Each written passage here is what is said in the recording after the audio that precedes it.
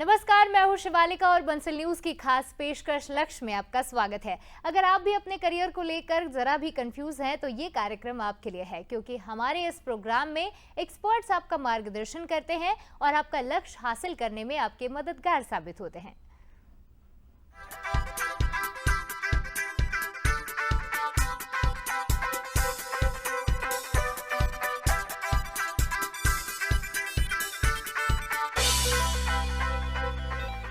हमारे खास कार्यक्रम लक्ष्य में हम आपको उन लोगों से रूबरू कराते हैं जो शिक्षा के लिए बेहतर काम कर रहे हैं, छात्रों के मन में उठने वाले करियर से जुड़े हुए सवालों का जवाब देते हैं और शिक्षा का स्तर बेहतर कैसे बनाए इसकी कोशिश लगातार कर रहे हैं।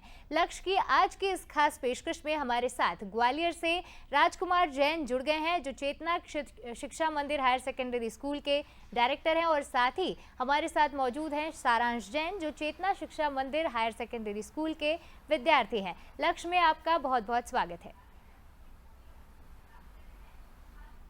चलिए आज की चर्चा शुरू करते हैं। राजकुमार जी, मेरा पहला सवाल आपसे होगा कि सबसे पहले मैं चाहूंगी कि आप हमारे दर्शकों को बताएं हायर सेकेंडरी स्कूल के बारे में, चेतना शिक्षा मंदिर कैसे काम करता है, साथ ही कितने बच्चे आपके स्कूल में पढ़ते हैं, कौन सी क्लासेस को आप पढ़ाते हैं। चेतना शिक्षा मंदिर हायर सेकेंडरी स्कूल मुरार में लोकेटेड है। स्कूल छावनी क्षेत्र आता है, मुरार के अंदर छावनी क्षेत्र है, वहाँ संचालित है। पिछले 25 साल से मैं लगातार इस विद्यालय को संचालित कर रहे हैं। जब हमने इस विद्यालय को यहाँ स्टार्ट किया था तो एक बहुत बड़ा हमारे लिए एक टास्क था, चूँकि बस्ती एरिया है, पूरा एरिया जो है मजदूरों की बस्ती का एरिया है पूरा।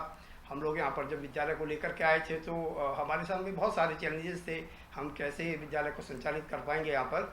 हमने यहाँ पर 1998 में करीब केवल मात्र 30 बच्चों से इस विद्यालय को प्रारंभ किया था, जो कि वर्तमान में 1500 से करीब बच्चे इस विद्यालय में संचालित हैं। विद्यालय में नर्सरी से लेकर के और 12th क्लास तक के बच्चे यहाँ अध्यापन कार्य करते हैं हमारे विद्यालय में। और इस समय वर्तमान में जब विद्यालय को प्रारंभ किया था तब केवल हिंदी मीडियम से विद्यालय संचालित था। अभी इस समय हिंदी मीडियम की समस्त कक्षाएँ बंद हो चुकी हैं विद्यालय में और केवल इंग्लिश माध्यम से विद्यालय संचालित होता है। विद्यालय में आसपास के सभी एरियो से बच्चे आते हैं और मोस्टली हमारे यहाँ अधिकतर बच्चा अब इस समय आर्मी, सेना, चूँकि सेना का क्षेत्र है ये पूरा, जिस क्षेत्र में विद्यालय संचालित है वहाँ सेना आसपास सेना के क्वार्टर्स हैं, तो हमारे पास सेना के भी बहुत सारे बच्चे आ रहे हैं। और विद्यालय लगातार दिनों दिन प्रगति के पथ पर अग्रसर है, जिसका सबसे पहला उदाहरण ये है कि पिछले वर्ष हमारे विद्यालय ने कक्षा 10वीं की माध्यमिक शिक्षा मंडल की परीक्षा में 2 बच्चों को मेरिट रैंक, एक मेरे पास में ही बैठे हैं सारांश जैन, जो कि कक्षा 10 में माध्यमिक शिक्षा मंडल में 10th रैंक जिन्होंने ली, और एक बच्चा है ऋतिक गुप्ता, जिसने कि माध्यमिक शिक्षा मंडल की रैंक जो है 5th रैंक विद्यालय का लेकर के आए एमपी में बोर्ड में, और विद्यालय का नाम रोशन किया। राजकुमार जी, मैं आपसे जानना चाहूंगी कि आप स्कूल में किस एजुकेशन पैटर्न को फॉलो करते हैं, साथ ही जो स्कूल की भीड़ हो गई उसमें आप कैसे अलग स्टैंड करते हैं, क्या अलग तरीका आप अपनाते हैं बच्चों को पढ़ाने के लिए, उन्हें आगे बढ़ाने के लिए। हमारे स्कूल हम सबसे पहले तो हम फुली एनसीईआरटी पाठ्यक्रम को अपने स्कूल में संचालित करते हैं। प्लस हमने जो छोटे बच्चे हैं नर्सरी, एलकेजी, यूकेजी जो क्लासेस हैं उनके लिए हमने अपने बैगलेस पैटर्न रखा हुआ है, जिसमें बच्चे के ऊपर बैग का कोई हम बर्डन नहीं देते, बिल्कुल भी बच्चा अपने आराम से आता है। यहाँ से स्कूल उनको एक शेड्यूल प्रोवाइड कर देते हैं, जिससे बच्चा टाइम टू टाइम अपने बच्चे, उसको बुक्स का कोई बर्डन नहीं हमारे स्कूल में। और बैगलेस होने के कारण क्या है कि बच्चे पर वजन तो है ही नहीं पुस्तक का, साथ में उसकी शिक्षा भी ठीक से क्लास में हमने बाकायदा हर क्लास को में कवर लगाए हुए हैं, जिसमें बच्चों के नोटबुक्स रहते हैं। डे बाई डे हम उन बच्चों को अपनी नोटबुक्स वो लेकर के जाते हैं। नर्सरी से लेके यूकेजी तक की क्लास हम इस तरह संचालित करते हैं। क्लास 1st से लेकर के आगे की जितनी भी कक्षाएं हैं, भीड़ सभी जगह है, विद्यालयों की बहुत सारी भीड़ है, बहुत सारा कंपटीशन है, लेकिन चूंकि हमारा उद्देश्य बच्चे को शिक्षित करने का है, हम अपना उद्देश्य केवल ये लेके चल रहे हैं कि जो बच्चा हमारे पास जिस भी वर्ग का आ रहा है, वो चाहे वो आरटी के माध्यम से आ रहा हो, चाहे किसी गरीब का आ रहा हो, चाहे किसी सेना का, हम जितना अच्छा उसका बेस मजबूत कर सकते हैं, हमारे शिक्षक दिन रात उसमें लगे रहते हैं। हम अभी पूरा मई और जून के माह में भी हम ऐसे कमज़ोर बच्चों की एक पूरा लिस्टिंग करते हैं। पहले इनको लिस्टिंग करने के बाद जितने भी बच्चों को लगता है हमको कि भाई कहीं पढ़ाई के स्तर में कहीं कमज़ोर जा रहे हैं, तो हम ऐसे बच्चों के लिए रेगुलर जो है अभी क्लास चलाएंगे, एक्स्ट्रा क्लास चलेगी हमारे विद्यालय की ओर से। और जितना हम अच्छा कर सकते हैं बच्चों के लिए, कई बार क्या होता है बहुत सारे बच्चे कमज़ोर आते हैं तो उनको लगता है, पेरेंट्स को लगता है कि भाई मेरा बच्चा कैसे कर पाएगा, क्या कर पाएगा। तो हमारे टीचर्स बाकायदा उनको क्लास टाइम में तो देखते ही हैं, इसके बाद हम लोग एक्स्ट्रा क्लास भी हमारा स्कूल देता है उन बच्चों को, जिससे वो बच्चा आगे धीरे धीरे उसका बेस मजबूत होता जाता है। जी जी, सारांश हमारे साथ मौजूद है। सारांश, मैं आपसे पूछना चाहूँगी कि आप कौन सी क्लास में पढ़ते हैं और हमारे दर्शकों को बताइए कि आपको आपका स्कूल क्यों पसंद है, क्या अच्छा लगता है आपको आपके स्कूल में? अभी मैं अपनी क्लास 12th में पढ़ाई कर रहा हूँ और मुझे स्कूल के बहुत से फीचर्स बहुत अच्छे लगते हैं। जैसे जो टीचर्स हैं वो बहुत हेल्पली हैं और हमारे स्कूल में रेगुलरली सेमिनार्स और वर्कशॉप्स होती रहती हैं। जैसे अभी कुछ ही दिन पहले बायजूस वाले एग्ज़ाम लेने आए थे, वैसे ही एग्ज़ाम्स होते रहते हैं। और साथ ही साथ टीचर्स बहुत हेल्पफुल हैं। जैसे अगर किसी बच्चा पीछे छूट जाता है, किसी दिन एब्सेंट हो गया है, उसको कुछ डाउट है, तो टीचर्स आके उसकी हेल्प करते हैं पर्सनली। आप टीचर से एक्स्ट्रा टाइम ले सकते हैं, टीचर्स आपकी एक्स्ट्रा हेल्प भी करता है। जी सारांश। राजकुमार जी, मैं पूछना चाहूँगी कि स्कूल में सिलेबस तो पढ़ाया ही जाता है, लेकिन आप स्कूल में क्या को करिकुलर एक्टिविटीज़ बच्चों को करवाते हैं? कैसे आप स्टूडेंट्स को हमेशा इंगेज रखते हैं? उसके लिए स्कूल का एक बाकायदा पूरा प्लानर होता है, हमारा ईयरली प्लानर होता है। उस प्लानर के अकॉर्डिंग हम सभी तरह की एक्टिविटीज़ स्कूल में होती है, चाहे वो स्पोर्ट्स से रिलेटेड हो, चाहे कल्चरल हो, इस तरह की सभी activities, art and craft activities, सारी एक्टिविटीज़ हम रेगुलर, उसका एक टाइम टेबल प्लान होता है हमारे स्कूल का, जो कि हम बिफोर अभी सेशन स्टार्ट, अभी 1 अप्रैल से जब सेशन स्टार्ट हुआ है तो हम सभी बच्चों को उस तरह का एक दे देते हैं, प्लान बना करके देते हैं। उस प्लान के अकॉर्डिंग ही हम चलते हैं। हमारा एग्जामिनेशन का प्लान भी, अभी जैसे लास्ट ईयर का एग्ज़ाम कब होगा स्कूल में, कब क्वार्टरली एग्जाम्स होंगे, कब, सारी प्लान पूरा बना करके, कंप्लीट प्लान बना के हम पेरेंट्स को अभी उपलब्ध करा देते हैं। उससे हमको ये आसानी होती है कि एक तो पेरेंट्स को ये पता रहता है कि भाई मेरे बच्चे की एग्ज़ाम्स फरवरी में है, तो उसके पास एक प्लान रहता है, टाइम प्लान रहता है, उसको मालूम है कि मेरा फाइनल एग्ज़ाम कब है, क्वार्टरली एग्ज़ाम्स कब है। और एक्टिविटीज़ रेगुलर पीरियड के साथ ही उस एक्टिविटी को एडजस्ट करते हैं, जिसको हम डे वाइज, मतलब कभी किसी दिन एक गेम्स रहता है बच्चे का, कि गेम्स पीरियड है, गेम्स पीरियड के अलावा कल्चरल है, तो उसको टाइम मैनेजमेंट बनाया हुआ है स्कूल का। इस तरह के टाइम मैनेजमेंट बनाते हैं जिससे बच्चे का एकेडमिक लॉस भी ना हो उसका, और उसको सारी एक्टिविटीज़ ठीक से करने को मिल जाए, जिससे बच्चा लगातार उसमें इंगेज भी रहता है और बच्चे को अच्छा लगता है। क्योंकि अगर केवल आप उसको एकेडमिक पर लगा के रखोगे तो बच्चा कहीं ना कहीं बोरियत महसूस करता है। और इस समय सबसे बड़ी स्थिति यह है बच्चों की कि बच्चे की मनोभावना को हमको समझना पड़ेगा। बच्चा बहुत घबराया हुआ रहता है, स्कूलों के नाम से, टीचर्स के नाम से बहुत डर जाता है कई बार। तो हमारे स्कूल का माहौल हमने ऐसा बनाया हुआ है कि मेरा खुद का ये रहता है कि मैं हमेशा बच्चों से जब भी मुझे समय मिलता है तब, और रेगुलर बच्चों से मैं हमेशा अपने पास बुलाता रहता हूँ, उनके प्रॉब्लम्स पूछता रहता हूँ, उनसे बात करता रहता हूँ कि भाई किसी तरह का कोई प्रॉब्लम तो नहीं है, कैसा चल रहा है, क्लास में कैसा चल रहा है। तो बच्चे मुझे बताते रहते हैं, जिससे बच्चा टोटल फुली इंगेज भी रहता है और खुश भी रहता है मेरे स्कूल के अंदर। जी, सही, बिल्कुल सही कह रहे हैं राजकुमार जी, क्योंकि सिलेबस के साथ साथ को करिकुलर एक्टिविटीज़ में भी बच्चों को एक्टिव रहना बहुत ज़रूरी है। साथ ही टीचर्स का एक पर्सनल इंटरेक्शन जब स्टूडेंट्स के साथ होता है तो अच्छा रिलेशन वो बिल्डअप कर पाते हैं। सारांश, मुझे बताइए कि आप आगे जाकर क्या बनना चाहते हैं, किस फील्ड में अपना करियर बनाना चाहते हैं, और आपको स्कूल आपकी कैसे मदद कर रहा है?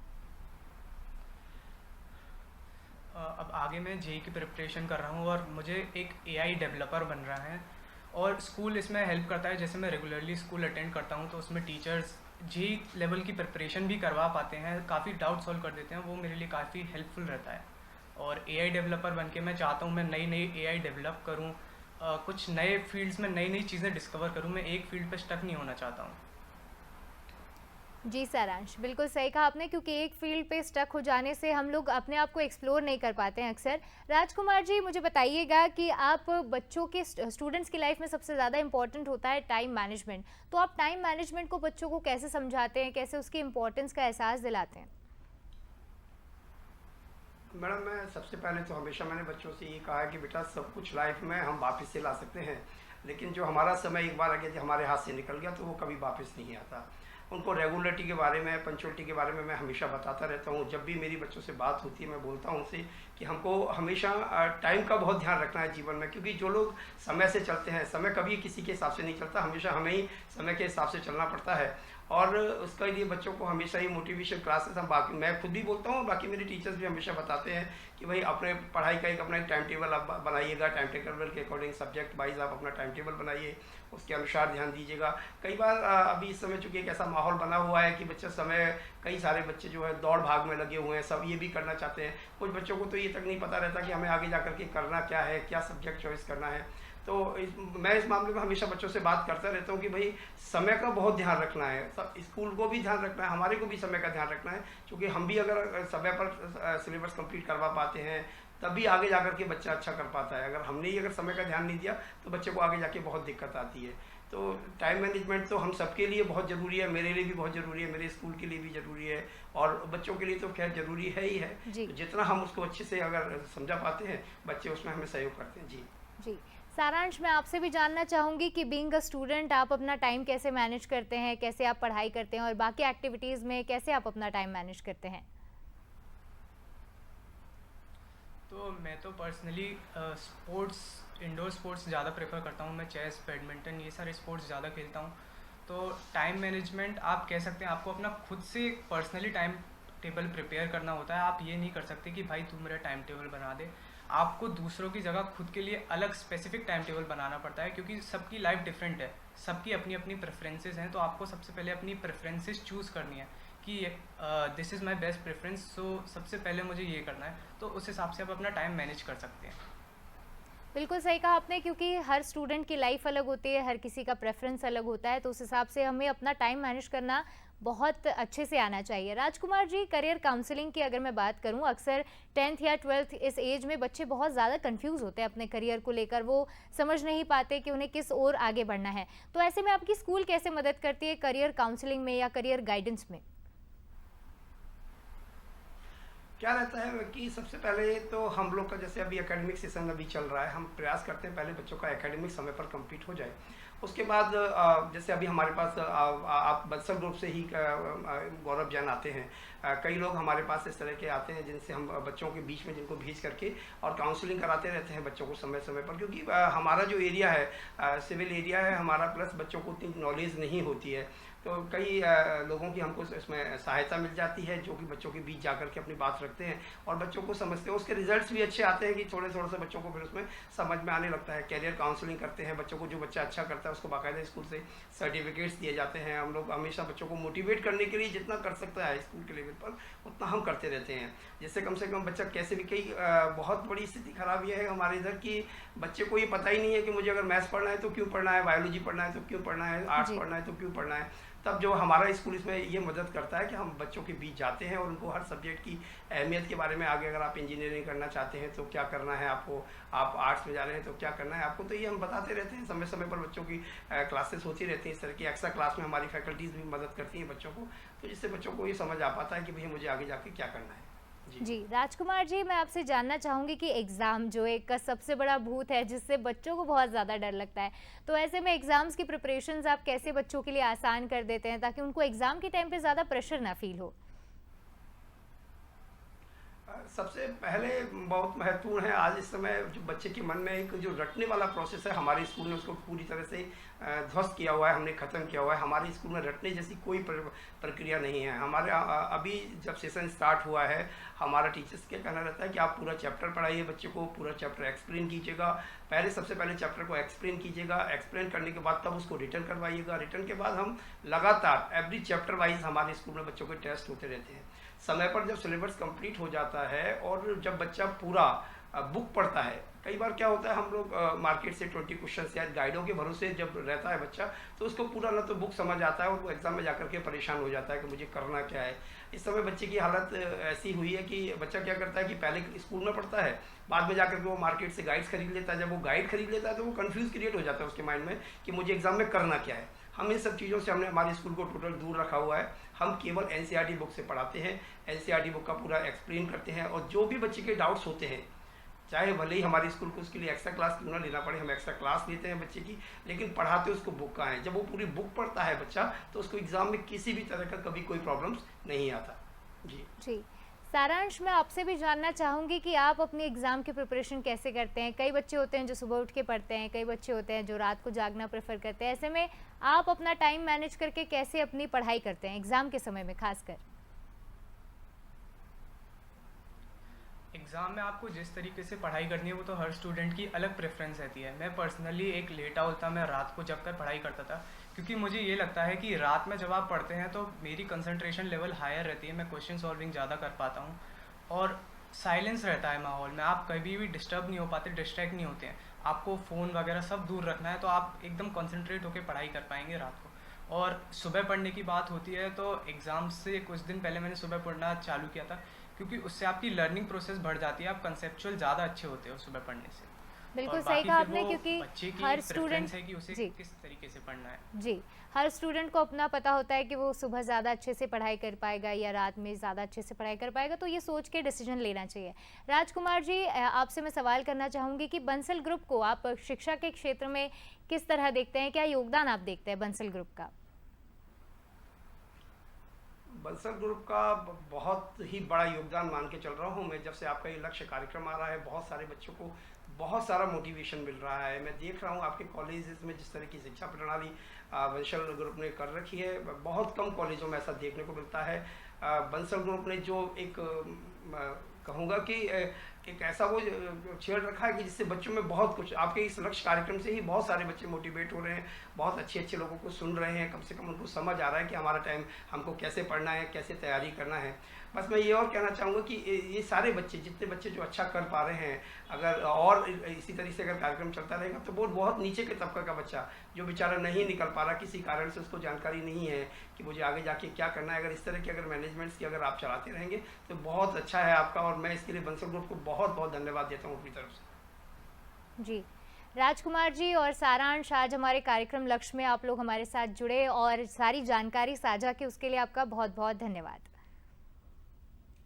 इसी के साथ हमारी खास पेशकश लक्ष्य में फिलहाल इतना ही। ताज़ा अपडेट के लिए बने रहे बंसल न्यूज़ के साथ। फिलहाल दीजिए इजाज़त, नमस्कार।